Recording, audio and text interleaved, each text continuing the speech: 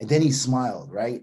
So that smile is what I went all the way to North Korea for, was that one smile and that connection. Because I always tell people, you can't change someone right away. No one changes right away, but what you can do is plant the seed, right? Sometimes it's a lot of hit and miss. You feel like you're throwing spaghetti at the wall, trying to see what's going to stick, and nothing's sticking. We were literally working in the schools like just a couple years ago, and now we're co-executive producers on a TV show based on our characters. But our main sock fits a kid size 2 shoe all the way through a men's size 16. I'm Richard Gerhart. And I'm Elizabeth Gerhart. Welcome to Passage to Profit. You just heard a few sprinkles on the parfait of our program this evening. So stay tuned. We have a lot more coming up. I'm Richard Gerhart. And I'm Elizabeth Gerhart. Welcome to Passage to Profit, the show that's all about entrepreneurs, small businesses, and the intellectual property that helps them flourish. Our guest this evening is Wally Green, a celebrity table tennis pro, entertainer, and co-founder of the Spin brand, a ping pong social club in New York City.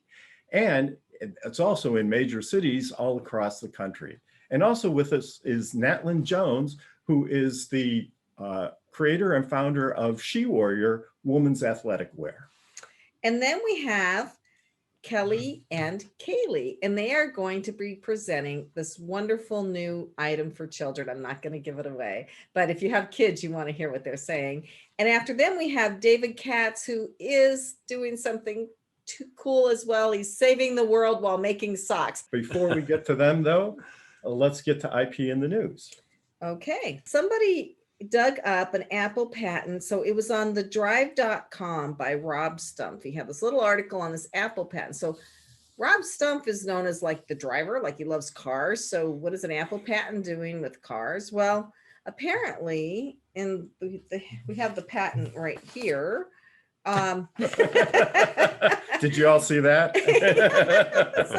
so Apple had been experimenting with making bumpers for cars that are inflatable and deflatable. So if you're parking in New York City on the curb and you've got 2 inches in front and 2 inches behind, you can collapse your bumper.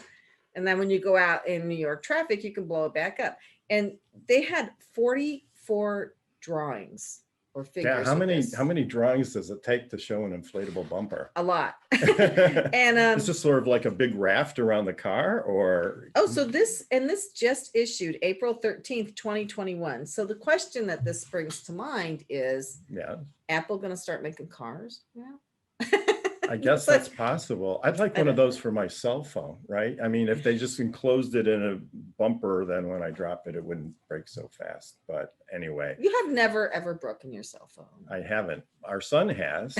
Too many times to count. No. So that is, I think, really interesting. That's IP in the news. So I think the bumper idea is really cool. It would take some special electronics. It's just amazing. Apple as a company is just into so many different things, and car bumpers. I guess if you're creating self-driving cars, you need an inflatable bumper, don't you? Because you never know what's going to happen. Yeah, but it seems too like Apple is one of those companies that's doing research for the sake of research for futuristic projects and products, and then whatever really makes it, they'll choose. But I think it's great they're funding all this research into all these different kinds of things. I think it's awesome. Yeah. But yes, not a well-known fact about Apple, that's for sure. So basketball. So everybody who's a sports fan has probably heard the term three-peat, right? And it means 3 championships, whether it's boxing, whether it's basketball, whether it's the Super Bowl. So Pat Riley, who is the coach of the Lakers back in the 80s, actually trademarked the term three-peat.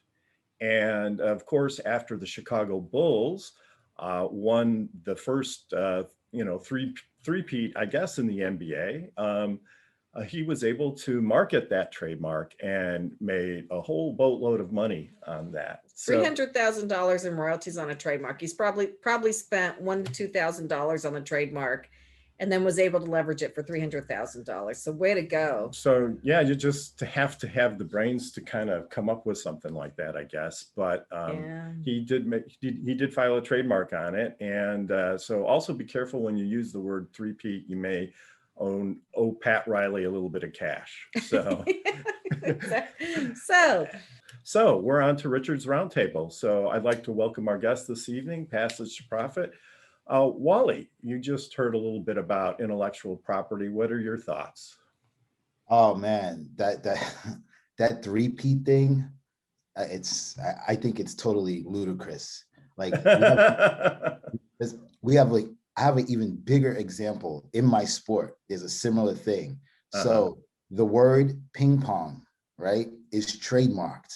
So that means, like, for example, for my business, if I wanted to say New York's premier social ping pong club, we could be sued, right? Which is crazy because ping pong is the sport. Chinese call it ping pong, right? But Parker Brothers trademarked this word ping pong. So the only way we could use ping pong is that we got together with Parker Brothers' sister company, which is Stiga Sports, Escalade Sports, which is under Stiga, which is a table tennis company. So they sponsor us, and that's the only way we could use ping pong. Wow.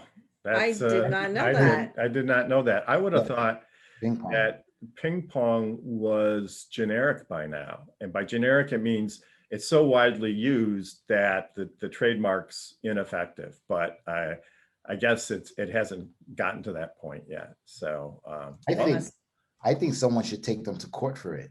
I think just no one's never taken it to court, because I don't think you can trademark the name of a sport. well, you know what? I'm an intellectual property lawyer. If you have a few extra bucks, let's try it out and see what happens. We do litigation at Garrett Law, so you never know. Well, that was a great story. Thanks, Wally. So Natlyn, what are your thoughts? My thoughts on it, it is crazy, like Wally said, but it's kind of genius. And I guess it depends on what side of the table the coin falls on, so if you can get ahead of the curve and you can patent something like that, then like you said, a few thousand for 300,000, that's entrepreneurship at its finest, I guess, and in that aspect. Thank you. That's pretty astute. Obviously a real entrepreneur speaking there. Yes. So David, what are your thoughts? Actually, I think on the Apple patent, I think it's kind of interesting. I always look at them as a technology company first, and I can actually see them licensing out that technology to all the car companies as opposed to making their own cars. They can make buku bucks if they're licensing it out to all the different manufacturers. Yeah, I know he would use it for his car. If he gets the tiniest little scratch on his car, it has to go in for a paint job. I put it on my little daughters. That way, when they run into the walls and tables, we're good to go. But I mean, the question is if you have an inflatable bumper on that car, where is the cool factor? I mean, that is just like the whole point of driving is that you're in control, right? And like you need an inflatable bumper. Come on, Maybe you'll be able to it'll be some sort of touch screen, and you'll be able to make it look like something else and not just a bumper. I don't know. Yes, there you go. So Kelly and Callie, what are your thoughts here? I think we related to the, trademarking of the name. We created children's products that we ended up calling Snugglers because the word lovey was also trademarked. And so we were not able to say, it was a description of what we were making. And apparently the person who owns Lovey is also very adamant once you use that word, coming after you with. We always joke that it's a cutthroat lovey world in the children's toy industry. Wow. Well, yeah. Well, good for you for figuring that out. I mean, we know people that have totally branded with something, and then somebody says you're using my trademark name, so you have to change all your branding, and that could be really expensive. Yeah, we'll get into it more later, but our whole business is built on IP, and we were lucky that we had gone that route before venturing too far down the road. Good. We look forward to hearing about that. Kenya, what are your thoughts? Yeah, so I remember that whole basketball dynasty. I think it was Michael Jordan, Scottie Pippen. And what I'm curious about is how did he, like, at what point did he decide to trademark it? Because I feel like it was like this real universal term that was used a lot. And I guess my question for you, Richard, is like, how much proof of use does someone have to have before they can actually file a patent? Oh, that's a great question. There's a couple of different types of trademarks. You can file an intent to use application, which means you're not using it yet in business. But then to actually get the trademark, you have to show that you're actually using the word in interstate commerce. And so trademark rights are always based on use. And you have to use it for the types of goods that you're actually selling. So, and the trademark office requires that you submit proof of that use in order to get your trademark. So you have to send invoices or some other commercial document into the trademark office to prove that you were using it. So I agree. I'm not really sure. It seems like I heard it before, but maybe, Pat was the first one who coined it. So, and he would be then entitled to the trademark rights. If so, does that answer your question? It does. It's almost like who said it first, right? It's tricky. Right. And he would have to show, proof for it. And it generally is the scope of the trademark is going to depend on what kind of goods it's associated with. So he may have put 3-peats for like t-shirts or caps.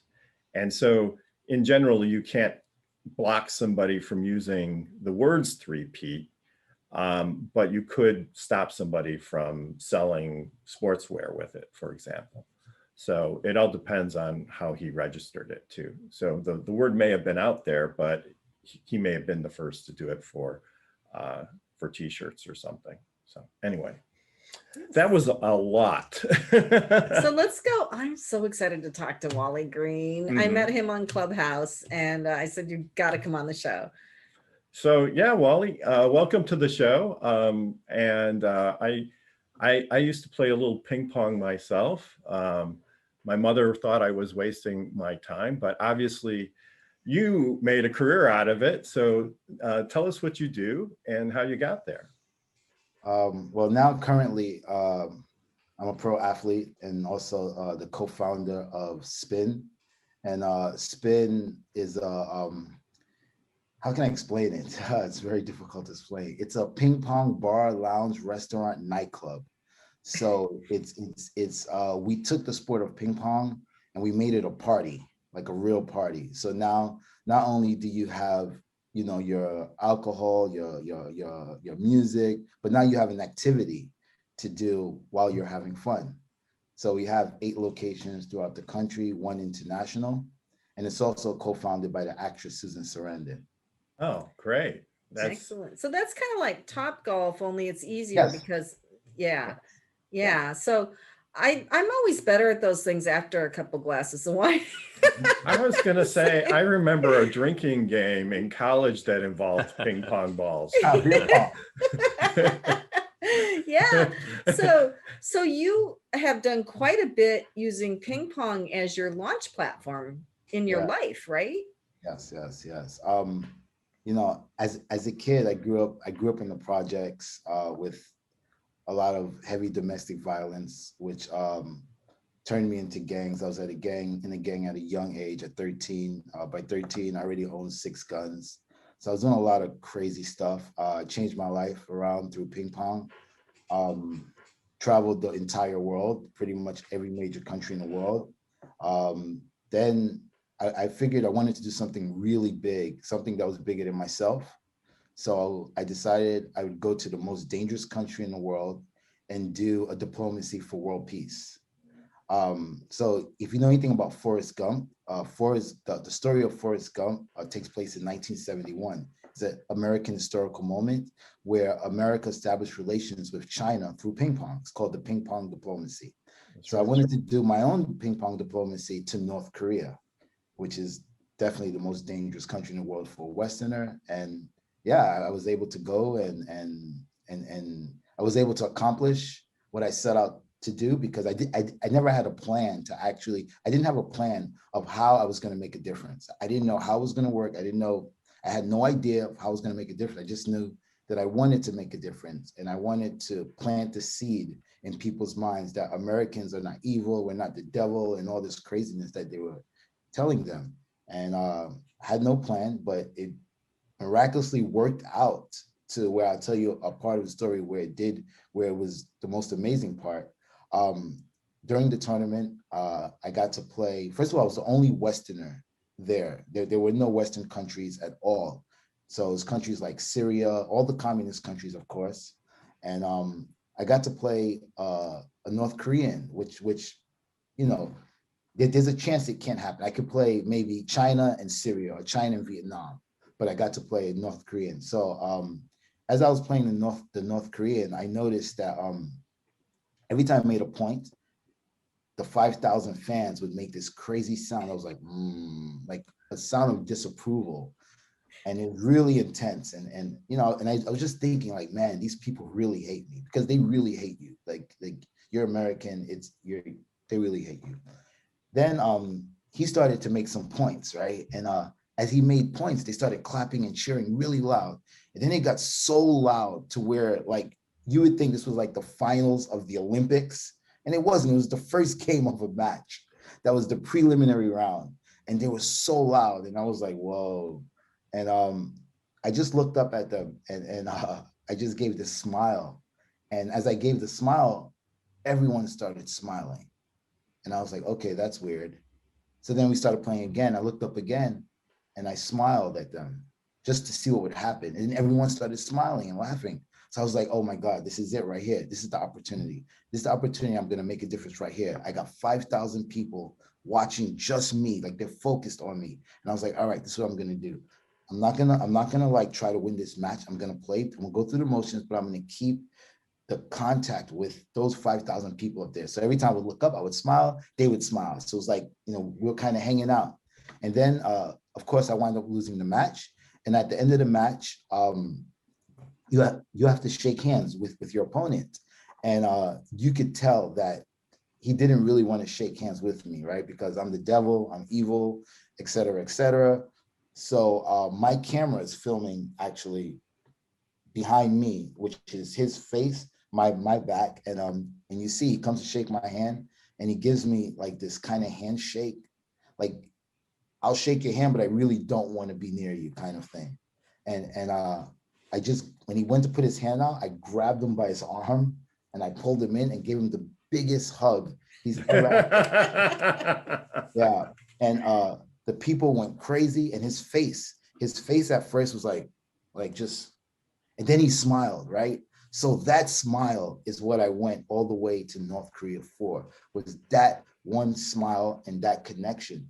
Because I always tell people, you can't change someone right away. No one changes right away, but what you can do is plant the seed, right? So for the rest of that guy's life, for the rest of those 5,000 people's life, they're never gonna forget the day that this American came there and showed them nothing but love. So the next time they get some propaganda thing that says, yeah, Americans are bad, they're gonna say, well, you know what? I remember that guy came here and he was really nice and showed us love. Yeah, so it was a mission success. That's great. That took a lot of courage, I mean, going to the North Korea and standing up in front of a lot of hostile people, and but drawing on your humanity and bringing everybody together. That's an incredible story. That is a great story. What year was that, Wally? This was about maybe 6 years ago. Okay, so not that long ago. Not that long. Like around the time that around the time when Dennis Rodman went. I was just going to say, did you see Dennis Rodman when you were there? No. Yeah. So I'm curious, you have elevated yourself so much. How did you get interested in ping pong and really use it to pull yourself out of the gangs? It's really weird because I actually hated ping pong. I hated this sport. I despised it. They had it in my high school. I was on a basketball team. I played basketball, football, tennis, volleyball, wrestling.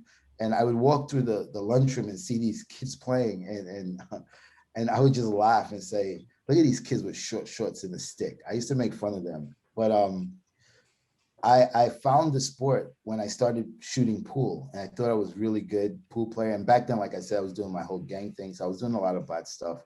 You know, I had stolen the pool stick that was really expensive, and I thought I was good at pool, but I wasn't. I got hustled, and I got angry, and I broke the pool stick. And out of anger, I saw some kids playing ping pong in the pool hall. So I think I was being more of a bully than actually wanting to play. I just saw it. I was angry, and I just, the first two people were right there, and I wanted to go bother them. So I went over there and says, yo, I want to get a hit. So I wasn't asking. I said, I would just give me, I want to get a hit. And so the guy gave me the racket, and out of anger, I hit the ball, went on the table, and he was like, hey, oh man, do you play it? I was like, no, I don't play this. He was like, well, there's a ping pong club, a real ping pong club. And I was like, what? There's no way there's a ping pong club. I said, there's no way there's a place dedicated for this. And he was like, yeah, there is. And I was like, no way. So eventually I wanted to check it out because, like I said, I was an all-around athlete. So sports do interest me. Even if I don't like them, they sort of kind of interest me. So I went down and I saw these people playing. And it was crazy. Like they were standing back from the table, making noise, and boom. And I was like, whoa, this is nuts. So that was my first interest. And then, but nobody would play with me because the community is very tight. And if they don't know you and they just assume you can't play, and they won't play with you. And then finally, this old guy used to come and hit with me once in a while, and he would just destroy me. And then an Israeli guy came up to me one day and he says, hey, do you have a partner? And I was like, no. He goes, you know, I'm looking to have a partner maybe 3 times a week, and I'll pay you $20. And I was like, whoa, what? 20 what? $20? Then my eyes lit up. And I wasn't when you great, became a professional, right? Yeah. I mean, I wasn't great, but I could hit. So we would talk a lot, and we talked about, you know, I would talk about my family, which was my gang and stuff like that. But for him, it was like a TV show. Like if you never lived that life or you don't know anyone in that life, it's really impossible to understand, right? Because how can you understand that a 13-year-old has guns? Like the normal person cannot really conceive that idea. But for me, if you tell me, I'd be like, oh yeah, okay, I get it, you know? So for him, it was like a TV show. One day I went to the club and a .22 caliber fell out of my bag, and he saw it, and it was in front of him, and it was a really awkward moment. And I looked at him and I was like, yo, I gotta go. And I just left because I didn't want to take a chance he would call police or whatever. So I was out, and the first thing I thought was, damn, there goes my $20. It's gone. And then he called me 2 days later, and he was like, hey, are we still playing? But then I went, we played, and then he says, I want to invite you to my house. So he had a house, which was 2.5 hours away from New York, in Hunter, near Hunter Mountain. And I went there to meet his family, which was weird because you just saw the kind of person I am, but yet you brought me to meet your family. And I think he was trying to give me this sense of what a real family was. And then he says, hey, you know, I like you a lot, and I really want to help you, and I'm going to pay for you to go to Germany to learn ping pong. What? So yeah, so that's how I started. I mean, he paid for me to go to a sports school where all the athletes in their respective sports, they all live in this school, they all train together. And I went there for 4 months. And then that was the start of how I started to change the way I thought. And that was how I got into it. Wow. He must have seen something in you and known that you could turn your life around. That's wonderful. So Kenya, do you have any questions or thoughts? I do. I mean, Wally, I talk to people like you, and then I'm like, God, I really need to get my life in order. Like you just have so much inspiration, and your story is just so empowering. I mean, I guess a question I would have for you is, you know, what is one life lesson that you've taken away from ping pong as a sport or a game? I think the biggest life lesson as it pertains to entrepreneurship would be consistency. It's all about consistency. If you don't have consistency, it's very hard, it's very difficult to be successful. Like when I'm trading, especially a sport like ping pong, like people don't realize, we have to train so hard. Like I'm on the table and let's say I'm hitting forehands, I'm just hitting forehands, I'm using, full body motion, full power for 7 minutes. So picture doing this, just bam, bam, bam, for 7 minutes. And we do it to be consistent. When you're consistent, when the big moments happen, you're automatically ready. You're always ready for the big moments when you're consistent. So that was definitely one of the biggest life lessons that I learned from the sport. It was about being consistent. Wow. I couldn't agree with you more. I mean, I think that having the right habits for entrepreneurs, having a schedule, looking at your numbers, looking at your marketing, looking at, the parts of your business that need to be looked at consistently, that makes a big difference. And if you do different things on different days too much, then I agree. It's the performance is not nearly as good. So yeah. So Wally, where do you go from here? So you've been to North Korea, which is amazing. One of the very few Americans. I've never met anybody that's been in North Korea before myself. You've got your club. Where do you go? Are you going to just keep running your club? Or are you going to go into competitions? Now I'm working on the documentary called My North Korean Ping Pong Diplomacy. So I have a ton of footage from North Korea. I think I have over, I don't remember how many hours, but it's a lot of footage. I was never interested in filmmaking at all, but I made a film with a director 2 years ago, and it's called The Tables. It's a documentary about ping pong tables that I put in Bryant Park 10 years ago. And the way I got into it, I met this guy. I heard some guy was filming a film about ping pong, and anything that has to do with ping pong in this country, I'll know about it because people reach out to me. But I never heard about this guy. And I went to the park one day and saw him. I said, "Hey, you making a film about ping pong?" And he goes, "Yeah." I said, "Hey, my name is Wally Green. I'm gonna make your film a lot better." So we started to work together, and we made this incredible documentary. It's won a total of 45 awards for Best Short Documentary. We almost got into the Oscars. National Geographic actually picked it up, so it's on Nat Geo now. And that whole journey of doing film festivals all over, like I've traveled all over the world, but I never traveled all over the country. And just going to film festivals and speaking my story, and then going to schools. I did a lot of talks in junior high schools and high schools because of the film, and being able to talk to all these kids and have them ask me questions about my story. It was one of the most fulfilling things that I've ever done.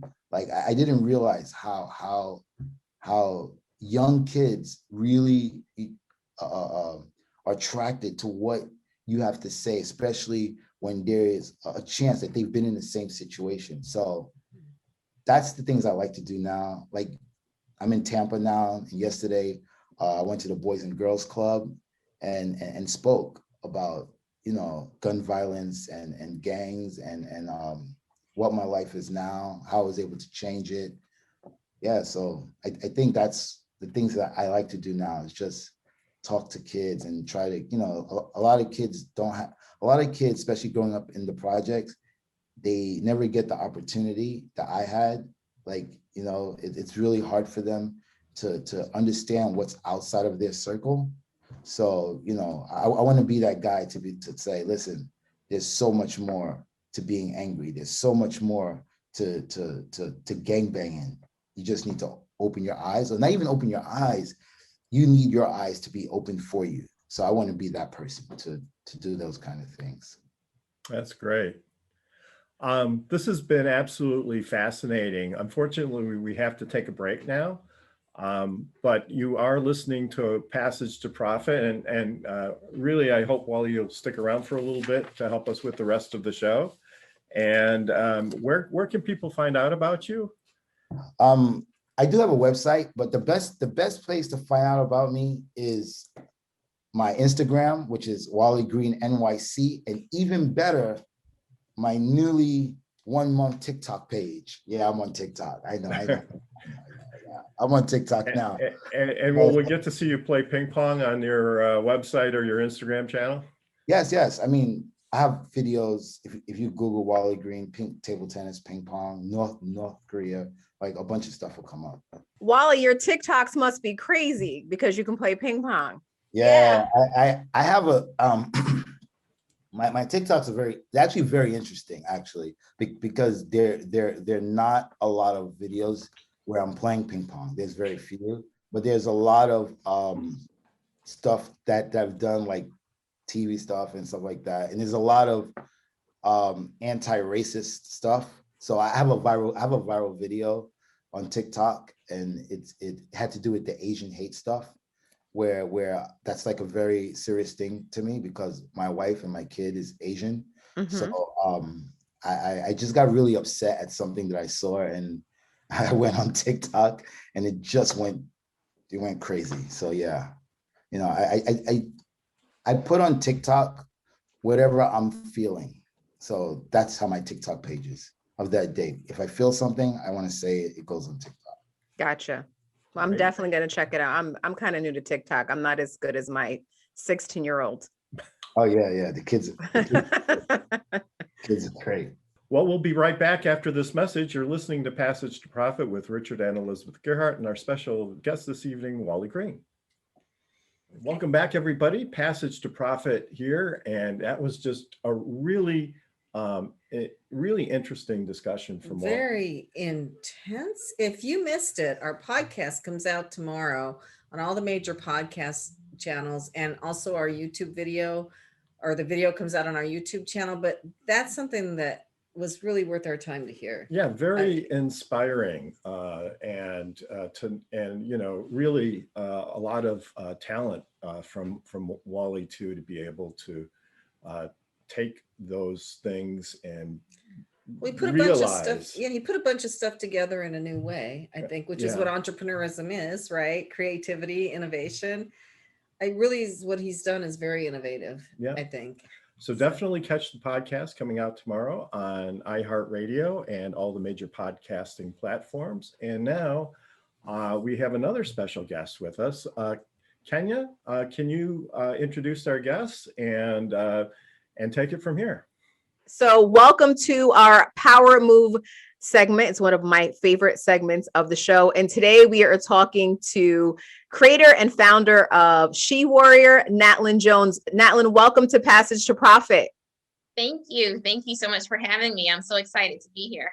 Yeah, so tell us a little bit about She Warrior and how you are connected to the world of boxing. Okay, so She Warrior, it's my activewear brand. We make activewear for women. Within the brand, we try to focus on helping women feel empowered, assertive, strategic, and unapologetic about that, you know, the inner warrior, the strength that, of course, resonates in all women. So that's who we are as a brand, and that's what we strive for. And then how are you connected to boxing? Boxing. I'm connected to boxing through, I guess you would say, my husband. He's done a little boxing here and there, Roy Jones Jr. So I've been around the sport and immersed in it for a long time, over 20 years, if you want to put a number on it. So just tell us a little bit about the role of women in boxing in the sport, because I know up until really recently, there really hasn't been a strong presence of women, or at least as many opportunities in the sport as it's been for men.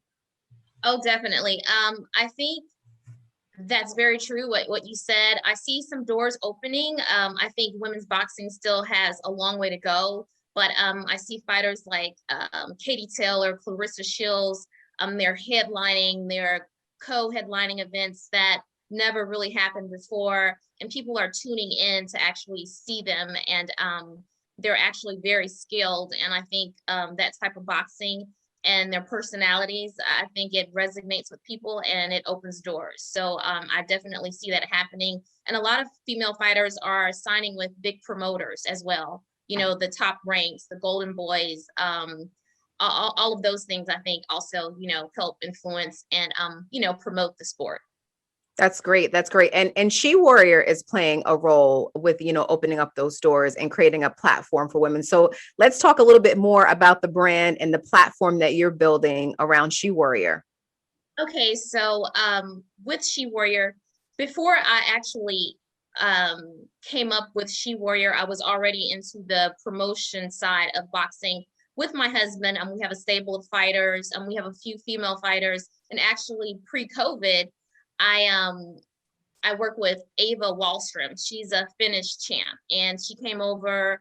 I put her on a card. She headlined in Vegas. It was like the ultimate. It was great. So that was like my first event where women like actually pulled most of the card, and we had a great turnout, and I was very pleased with it. So I forgot where am I going with this question? No, we were talking a little bit about the brand and the platform that you're building with She Warrior.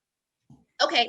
So from that, I was already in the boxing gym with my husband. I train with the fighters. I love boxing. It's like my zen, my yoga. I do it every day. I'm immersed in it. I actually had my first amateur fight a few months ago. So I was doing all those things. And of course, I was wearing the typical brands, but within the gym, I thought, wow, wouldn't it be great to actually be able to wear a brand that represented, like, embodied in the name of the brand, like the warrior in all females. So that's how She Warrior was actually born. But it's always lived within us. When I thought about it, it's like my mom, she wasn't a fighter, like in the sense of being in the boxing ring, but she was one of the fiercest women that I've ever known, along with a lot of other women that have like positively influenced my life. So that's how the brand basically came about. It's all the great women,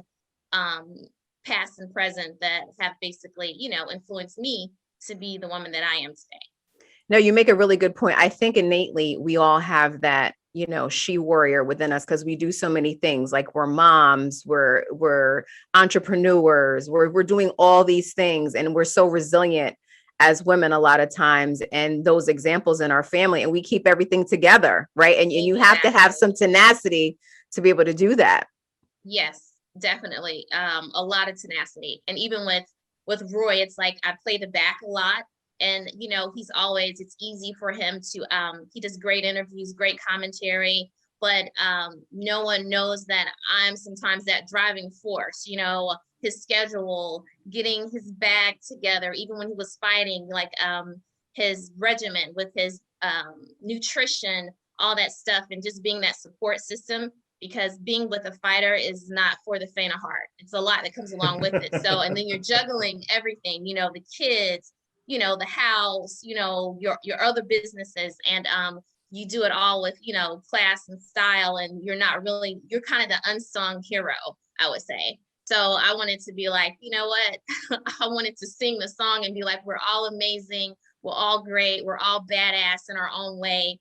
So I just really wanted a brand that could like represent that. And I think sometimes, it's missing, and it sometimes goes unsaid. So. Yeah, no, and I love that. And there's a lot of inclusion and representation throughout the brand. And when you feel it, like you wear it, you feel empowered, which I love. It's like super comfortable. And it doesn't matter whether you're an athlete or you're just a mom going to the store, getting groceries. It just gives you that feeling of like, just you feel good about yourself. Yes. That's the goal. Yes. So let's talk about the brand and how it's grown, because I know, I've seen it all over. I've seen a lot of fitness instructors who are pretty famous who are wearing it, and they've posted about it. So let's talk about the growth of the brand and where things have gone. The brand has grown. It's been a process, though. It wasn't an overnight thing. I'm a little over 2 years into it, and it's still slow and steady, as I would say. And it's just about reaching out and finding your niche. And sometimes that's not as easy as it may seem. Like initially when I started things, I thought, hey, social media, it levels the playing field. So you don't have to have a brick and mortar. You can get there. And I'm like, okay, no, that's not quite how it happens. It's all this digital. Sometimes it's a lot of hit and miss. You feel like you're throwing spaghetti at the wall, trying to see what's going to stick, and nothing's sticking. But it seems like, over the last, and then COVID hit on top of it, but over the last, 8 to 9 months, I think we're started to build more momentum. We've had, a few instructors, a few influencers. They've shown us some love, so that's definitely helped. And I'm just trying to stay consistent and, forge the path. So I believe in it, and I know eventually we'll get to where I ultimately want to be. Awesome.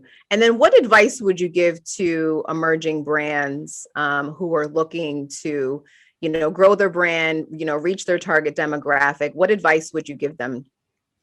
The first word of advice that I would give someone that wants to grow their brand and they're thinking about something is just to do your research. Just find out as much as you can about something and make sure you're doing it for the right reasons. I would say like you're passionate about it. It means something to you, because it's a lot of days where it's a lot of work and the reward is small, if any. So loving what you do and just being immersed in that helps get you through the tough times. And you're going to have a lot of ups and downs. So I would say make sure you're doing it for the right reasons, not just, I want to make a lot of money. I want to be famous, that type of thing. So I would say that's my first word of advice to anybody that's thinking about jumping off into something. And you have a new line that just dropped. Tell us about that and tell us where we can find it. Okay. I have a couple new collections that dropped recently, like in the last 30 days. One is the Dream Chaser collection, and another one is the Winner Circle collection. And you can see all of my collections, all of She Warrior, on IamSheWarrior.com.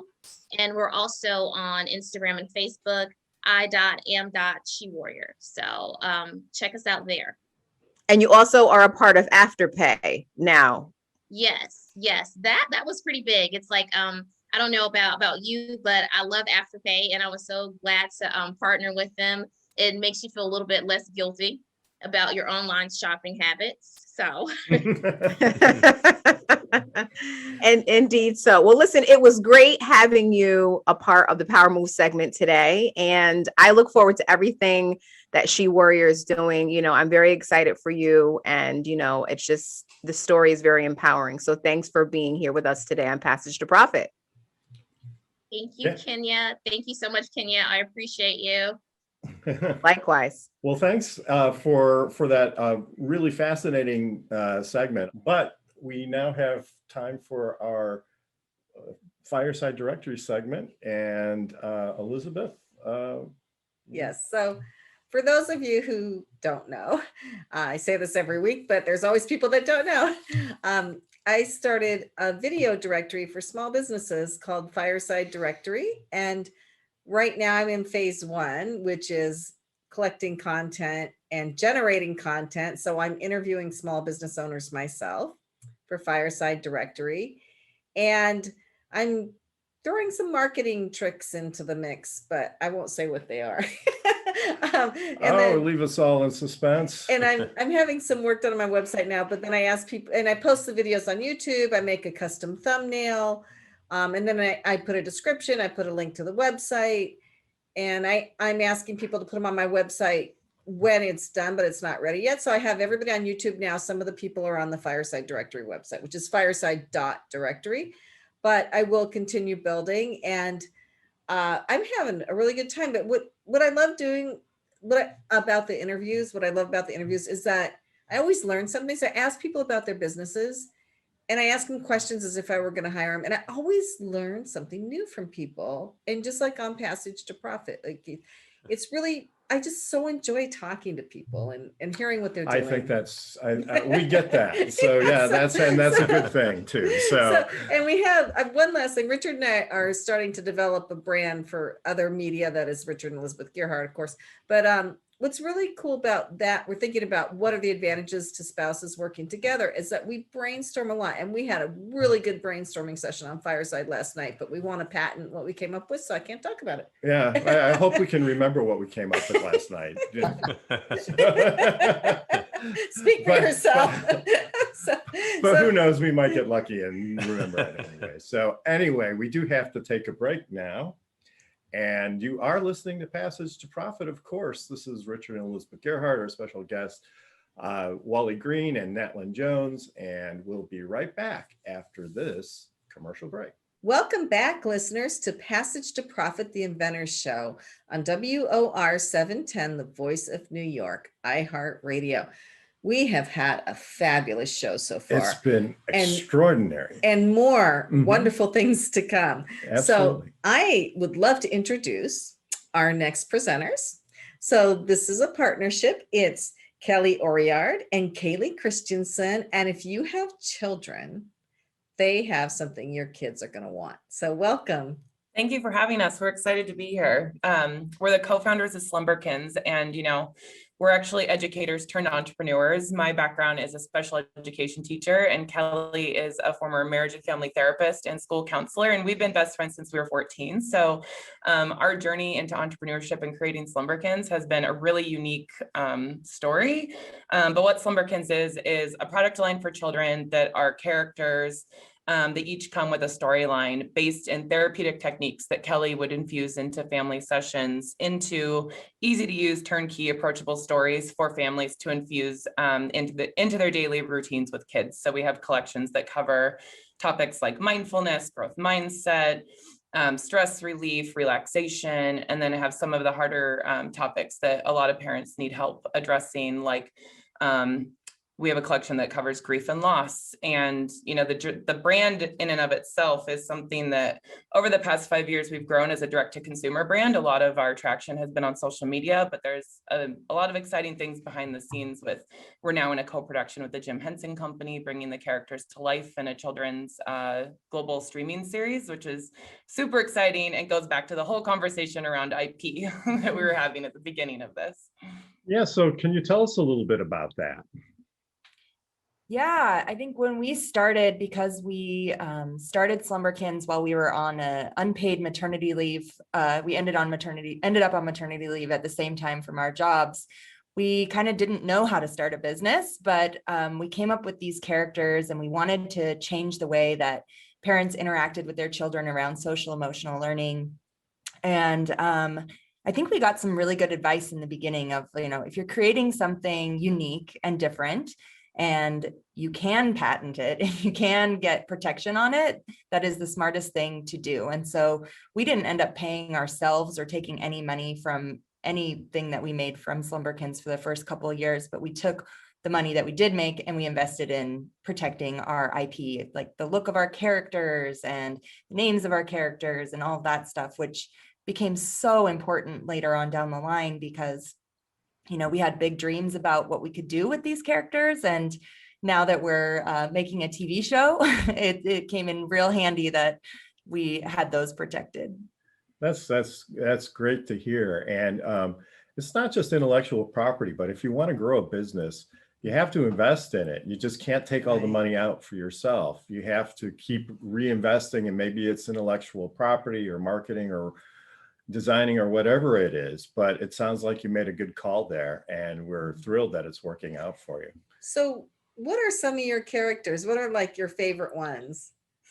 My favorite is our Bigfoot character, whose collection is all about self-esteem and kind of proactively building up your child's self-esteem with positive affirmations that are infused in the storyline. I like to say I am the Bigfoot. We're actually very tall. We're both Division I athletes too, where I'm 6'2", Kelly's 6 feet. So I'm the Bigfoot storyline is kind of based on my life. Kaylee's experience of.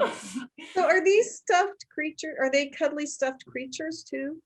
Yeah. So Kelly mentioned, we were on maternity leave. We didn't know how to start a business. So we ended up borrowing. I mean, we were also very broke as educators on unpaid maternity leaves. We had to borrow $200 from Kelly's mom, and her parents held our babies while we taught ourselves to sew. And we, hand stitched the first versions of what Slumberkins is, and sewed and started selling at local craft fairs here in the Pacific Northwest, in and around Portland, Oregon. And then, just started putting them on Etsy and grew an organic following on Instagram, really. But each of our characters, so my favorite would be Bigfoot, but I don't know. Kelly always has a hard time with this question. I do, because, each one is unique. We tried to pick really unique creatures. Like an ibex, which is like a mountain goat, or we made up a creature called Sprite that sort of looks like a Venezuelan poodle moth. We're always picking something different to represent these really impactful skills that I guess like from growing up, I felt was like missing a bit in my life. And so each one is so meaningful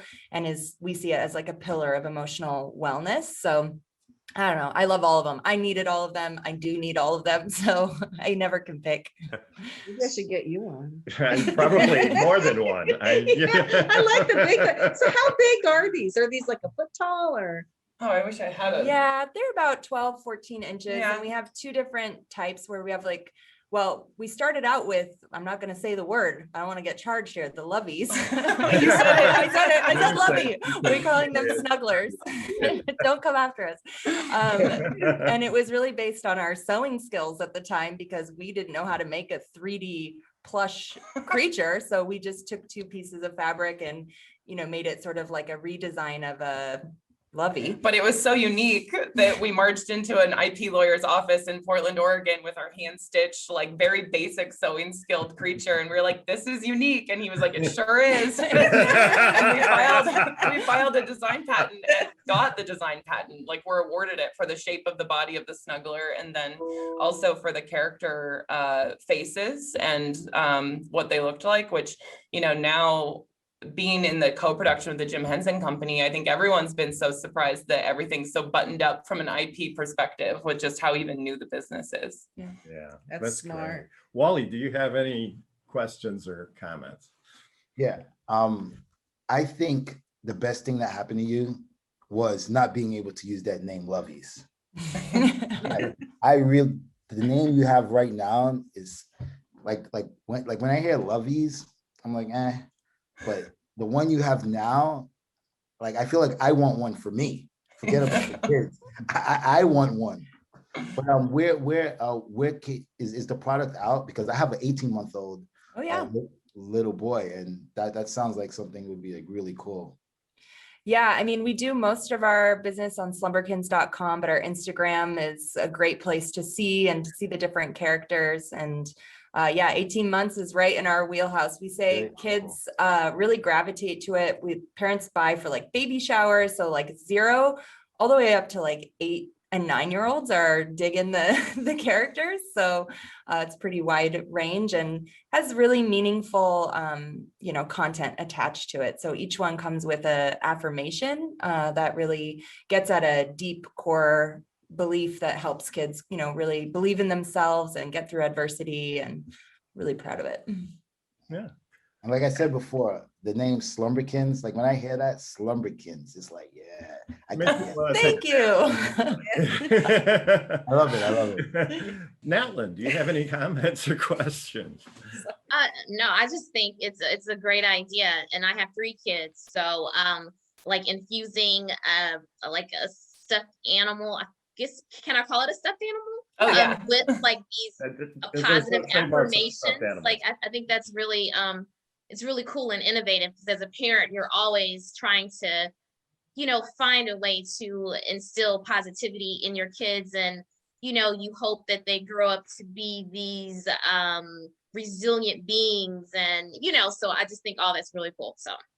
Oh, thank you. Yes, we knew as educators, we knew what we were seeing in the schools with kids, but we knew that, and especially as Kelly as a therapist, knew that parents really are the best teachers of a child's emotional health and development, and empowering parents with these really powerful storylines that really speak positivity and truth into a child's life. Because I think we all know that, as kids, or at least in our experience, our parents didn't really have the tools or even really ability to really open up conversations around the emotional world. And that's really what the whole product line does around each collection.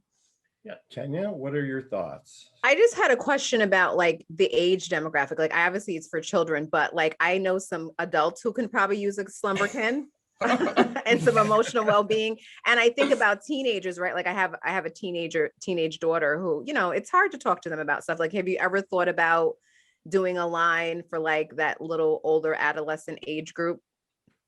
Yeah, definitely. When we think about how to expand Slumberkins and where we're at now and where we want to go, I think, our goal is to be known as the brand for helping parents and kids navigate anything around emotional wellness and emotional well-being. And so starting with the youngest children has been the start, but I think naturally as our children are growing and, we're facing those different challenges in the modern world, right? Like our brains start thinking forward to how can we support parents in these different stages, and what kind of products would a teenager want, right? Like they might want a stuffed animal, but they might want something different. So we're always trying to be innovative and think ahead to what's next. So that's really exciting. But the fun part of being a founder and an entrepreneur is you always get to start to think about what's next. Right. And where's your TV show going to be? We can't announce the global streaming partner yet, but it will be global and it will be translated into 22 languages, which is really exciting. And it should be, we're in production now, and it should be forward facing sometime early 2022. We really feel like we are just living an entrepreneurship dream, because we never planned to be entrepreneurs, and it's sort of like pinch me moments every day that we were literally working in the schools just a couple years ago. And now we're co-executive producers on a TV show based on our characters and doing, living this entrepreneurship life of the ups and downs and craziness, and really related to, throwing spaghetti against the wall and trying to figure out what's next. That is just for sure the life that we're living. And if you can figure out something to help teenagers, you'll have the world beating a path to your door, no doubt. I actually thought a really cool idea for you. If you did something around a positivity pillow or something. My daughter's really into bedspreads and that type of stuff. Kids I just feel like they like something like that. Yeah, a lot of people are looking for comfort through these really difficult past year, right? We saw definite uptick in business during COVID, and I think the more stressful the world gets, the more people are tuning into you can't tune away from your feelings, right? It's a lot, and people are looking for comforting things and support in that way. So definitely, I love that idea of the pillow. Yes. Yeah. And for adults, you could have positive messages on bottles of liquor or. That's the coping way. Yeah. One of our investors likes to say they invest across wellness brands, and one of them is a whiskey company. So sometimes you just got to cope. Well, anyway, we have to break to a commercial, but this has been delightful, and we're so happy to have you here. And it sounds like such a great product and show. We wish you all the success. So you're listening to Passage to Profit, the Inventor Show with Richard and Elizabeth Gearhart.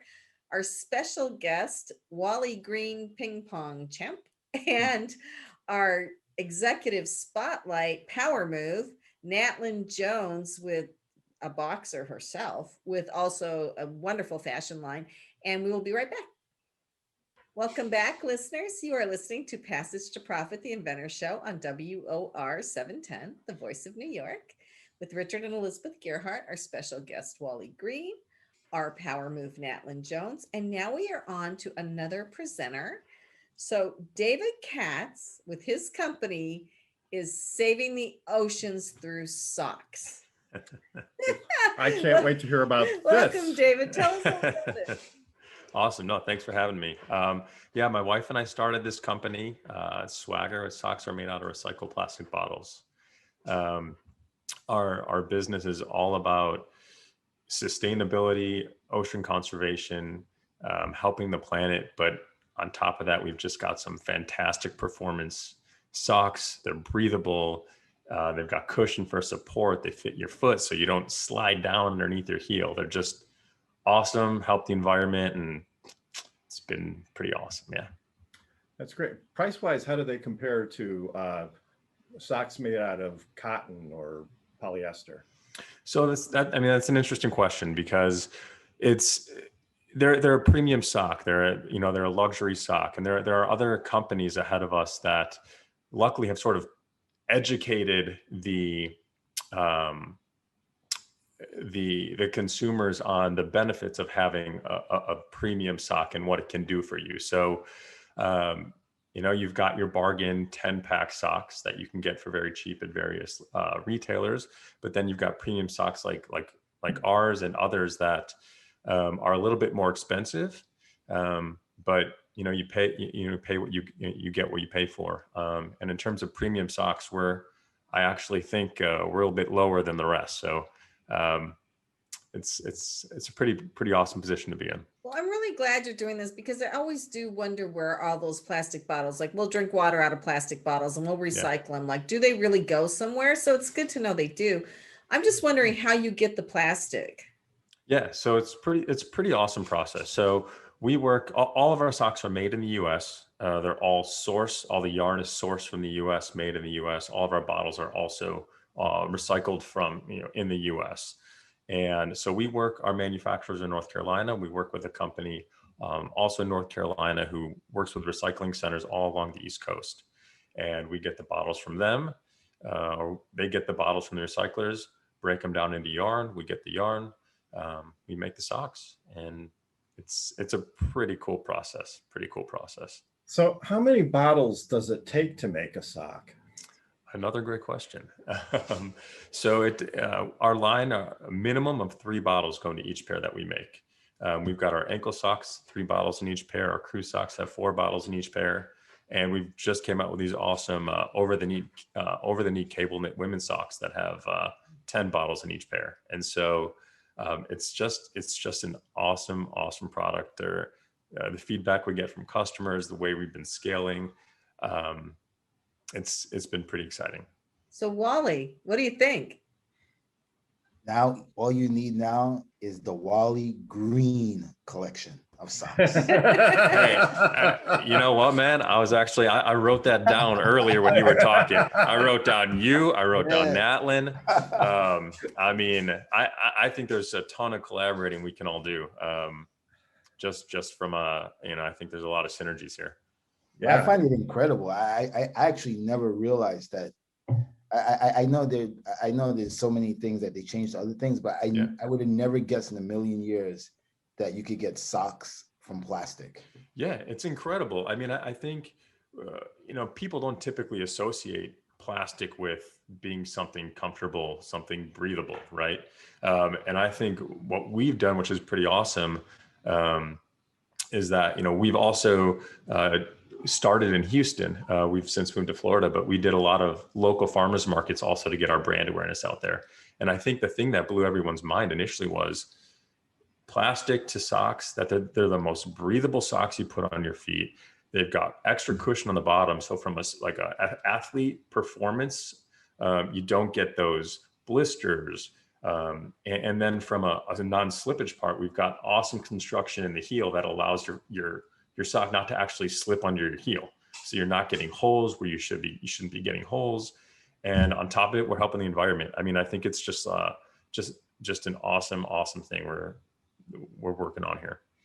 So Natlyn, what do you think?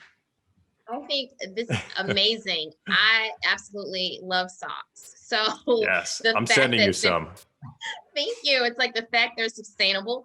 And Shoe Warrior, we have the same philosophies like sustainability and environmentally friendly. So I'm like, that's amazing. And with boxing, I have had some of the worst socks ever. The blisters, slippage, all the things you're talking about. It's like, it completely sucks. So I'm definitely going to be trying out those socks. I'm so excited. Awesome. I love to hear that. I can imagine, boxing on your feet constantly, like grinding, moving, you need your feet to stay feeling good.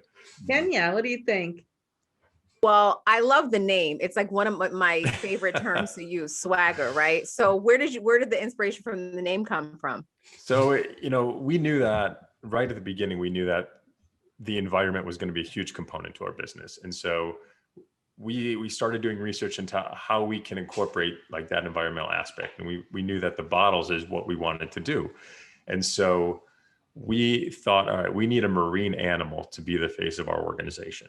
We came across sea lion, which is, in our logo, and they walk with swagger. They have that way with them. And we thought, wow, what a perfect way, what a perfect way to incorporate the ocean but that Swaggr, that factor into our socks. And so honestly, that's it's not super profound, but that's kind of how it came to be. I like it. Sounds pretty profound to me. I think it's a great way to find a brand. So it's sure. Swaggr, but without the E. So Swaggr without the E, yeah. So do they come in men's, women's? Do you have kids? Like who's are these for? So actually, I'm super glad you asked that. So it's another really awesome thing about our socks, and believe it or not, it's true. So we've designed them specifically. We do have we have kids socks, but our main sock fits a kid size 2 shoe all the way through a men's size 16. It truly does. It truly does. The variations, because typically, socks come in, 6 to 9 or 9 to 12, 10 to 13. Right. And oftentimes, Natlyn, I'm sure boxing, the heel's in the wrong spot or bunches at the toe. And so it's not comfortable. And there's no reason this has to be that way. It's just how they're manufactured. And so we've just, we go a little above and beyond in terms of how we're producing. And that was really our main function, is we wanted it to fit right in the heel, sort of form to your foot, feel like that pillow. And so all of our socks, they're men's and women's, because we've got the colors, but we've got one size. Kid size 2 shoe all the way through men's size 16, and they truly do fit. They truly do. Oh, I know what I'm getting you for Father's Day. I know what I'm getting you for Mother's Day. You know what? You might not. Happy Mother's Day. Sidewalk, but he is training for a mini triathlon. So he trains every weekend for this mini triathlon. He works out all through the week. He runs. Yeah. So yeah. That's amazing. I mean, in fact, we actually just got an email from one of our customers who did an Ironman, and he said this was his first test of our socks, as he bought them a few months ago.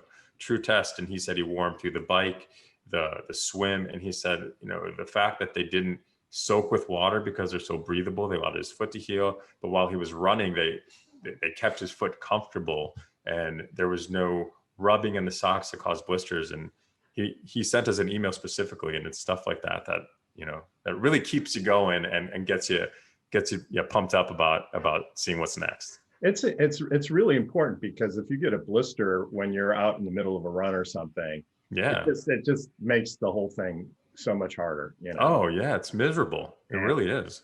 So yeah, for sure. So how are you marketing these, David? Because this is the first I've heard of them, but I want 10 pairs already. Yeah. So we've got we social media. We're on Instagram. We did a lot. We started a lot at local farmers markets, kind of organically getting the brand out, which was great because it allowed us to really establish that loyal customer base. And now we're just starting to create some retailer relationships. We're on Dick's Sporting Goods website. We just got our first PO from another a larger retailer. And now we just started our brand ambassador program. Literally, we just got our first 2 brand ambassadors. So we're looking for more as well in that regard. And it's keep on keeping on. Do you consider going on QVC? I have a friend, a business associate friend, who gets people on QVC. Is that an interest of yours? Yeah, I could introduce you. be awesome. I think David, the sizing is so cool and unique. I'm like, sock laundry is the bane of my existence with myself and my 3 kids. If I could just buy the same sock for all of us. Everybody in the house can Isn't that just wear the amazing? same sock. Yeah. My husband is a size 16 shoe. I'm like, I'm gonna try it out. Put it on my son. He's like a size 2, and see if I'm like, fit add that to your It's Instagram headline.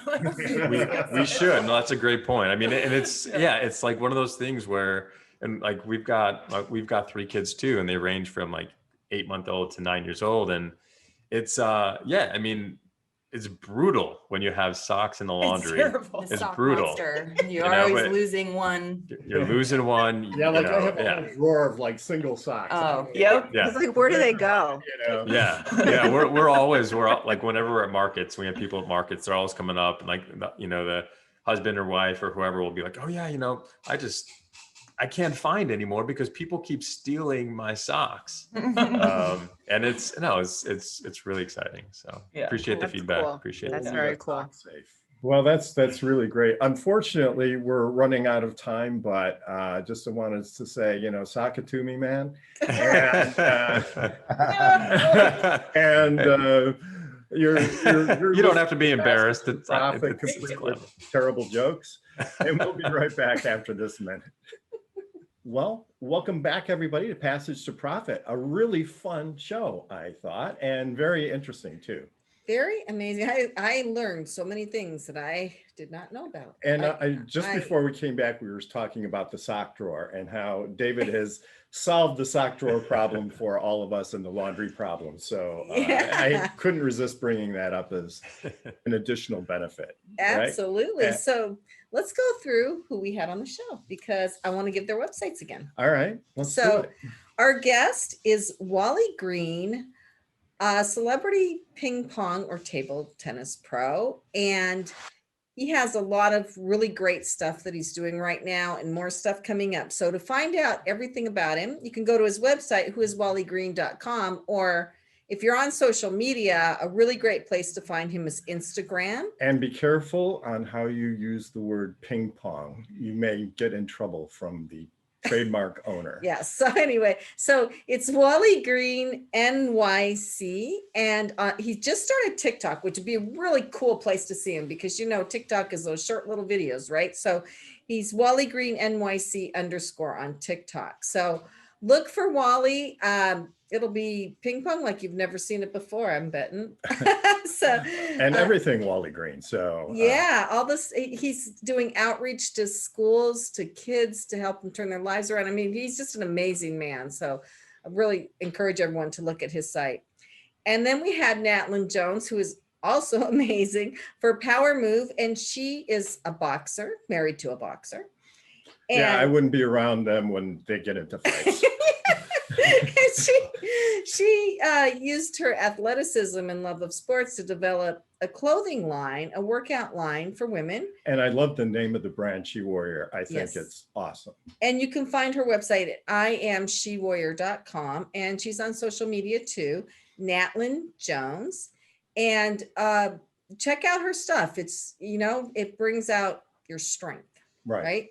So then we had Callie, Oriard, and Callie Christensen, and they had Slumberkins. And Slumberkins, what's exciting, it's these stuffed animals. There's a whole message around it. It's kind of a movement almost, I would say, to help kids feel better about themselves and make it through tough times. It's never too late to start with your child's emotional health. And they're going to have a TV show, but it's still not public yet but it's coming very soon. So you spell that SLUMBERKINS. So find these creatures on slumberkins.com. Well, Bigfoot, I don't know what you call the Bigfoot. Characters, not the co-founders. Probably have about us on there. You probably and then finally, we had David Katz with Swaggr, SWAGGR.com. This is amazing. Like, if you missed this, you have to go back and listen to him talk about this because he's taking recycled plastic bottles and they're making yarn and he's making socks that fit every foot there is. Socks are sexy again. like the same sock. Richard and I could wear the same sock. And it would fit both our feet. That just blows me away. So I would definitely check this out. So, and of course we had Kenya Gibson from iHeart. So Kenya Gibson with a P at iHeartMedia.com. She is a creative. She's really smart and she can help you advertise your company and get really great publicity. Yeah. And we've been using iHeart services, digital marketing services at the law firm for a long time now. And they've got a great team, really smart people right on top of it. So they get our full recommendation. So, but before we end the program, Wally, do you have any final comments for our listeners? Yeah, I guess one thing I want to say, and I think change is always possible. That's one of my mottos that I like to say. Change is always possible. You just need to dig down deep and soul search and really understand who you are, what you're trying to do, and where you want to be. And it's baby steps. It's all about baby steps. You know, you have to crawl before you walk. So I just want to leave everyone with that. Change is always possible. I love it. And thank you for leaving us with that message. Natlyn, what are your final thoughts? My final thoughts would be, it was an honor to be a part of this podcast with so many great minds and entrepreneurial like mindsets and the positivity. I learned so many things, the table tennis, the emotional things, the mental health of kids, and the amazing socks and the sustainability aspect. It was just, great to be here. Like, we live in a time of just, a lot of negativity, brings on anxiety, just, inundated with bad things sometimes. So it's great to see that cool people are doing great things. So I just appreciate you guys having me. So. That was really nice. Thank you.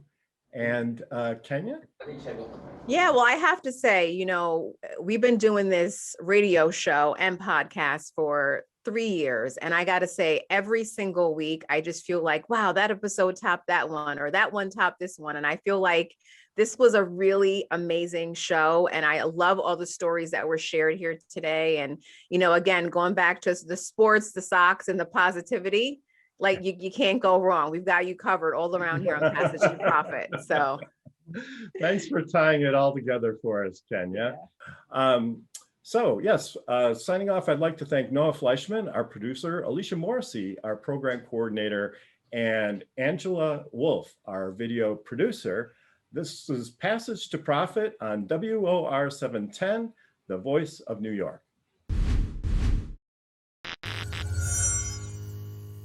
Ta-da.